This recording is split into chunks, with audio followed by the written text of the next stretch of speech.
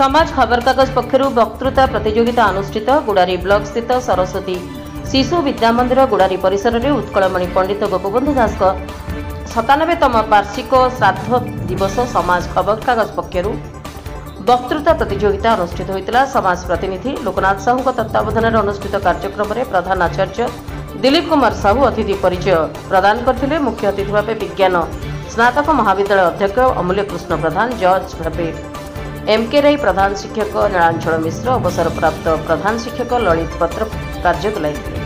अतिथि माने उत्कलमणि पंडित गोपबंधु दास फटोचित्र दीप और धूप प्रज्वलन करी कार्यक्रम को आरंभ करथिले।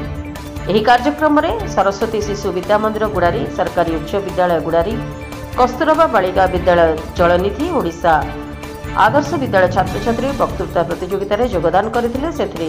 ओडिशा आदर्श विद्यालय गुड़ारी छात्री आलिसा प्रियदर्शनी तुला प्रथम स्थान अधिकार करथिबा बेले सही स्कूल छात्र ज्योतिरंजन बेहरा द्वितीय और ओडिशा आदर्श विद्यालय छात्री के सार्थिका तृतीय स्थान अधिकार करथिले। प्रधान आचार्य श्री साहू मंच परिचालना करथिबा बेले शेषे समाज प्रतिनिधि श्री लोकनाथ समस्त को धन्यवाद अर्पण करथिले। सरस्वती शिशु विद्या मंदिर गुड़ारी गुरुमा गुरुजी मकरध्वज कादम्बलू, प्रमोद पति, श्रीनिवास पाढ़ी और सुजित महापात्र सहयोग करथिले। अमूल्य कृष्ण प्रधान अध्यक्ष गुड़ारी स्नातक महाविद्यालय आज गोपबंधु स्मारकी वक्तृता प्रतियोगिता जहाँकि गोपबंधु 97तम श्राद्ध दिवस उपलक्षे एक आयोजन कराइला। वक्तृता प्रतियोगिता कराइला। वक्तृता प्रतियोगिता सरस्वती शिशु विद्या मंदिर में अनुष्ठित होता। ए 14 जन छात्र छात्री विभिन्न विद्यालय जोग देते। सेमानकर वक्तृता बहुत उच्चकोटीर थिला। सेठी मध्य आम 3 जन विचारक थिलु।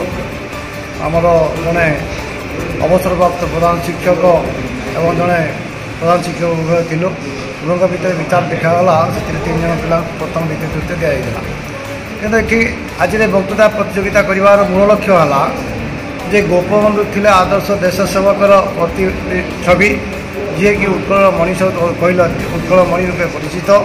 से निजर जीवन को समग्र जीवन को जनसेवा निज नियोजित करते, जोपरि कि निजर परिवार निजर पुत्र को मध्य परित्याग कर जनसेवा करने निजको संपूर्ण भाव जड़ित करते। शेष पूरा जीवन जनसेवा रहा। तेणु उत्कल सेवक भाव प्रथम सेवक रूप ग्रहण कर आज पर्यंत कर्पूर उड़ी जाते सुबास अद्यावधि रही।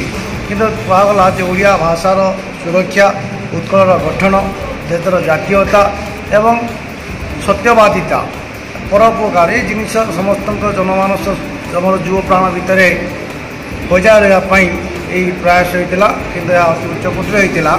आउरी आदर्श निश्चित भाव समस्त छात्र छात्री उपकृत हे और देश सेवार प्रेरणा समस्त युवगोष्ठी मानक आज सत्मार्ग विनियोग कर जहाँकि आदर्श उत्कल प्रदेश गठन करने सहित एक सुराष्ट्र सुनागरिक करने समस्त सक्षमता कर आज मूल लक्ष्य।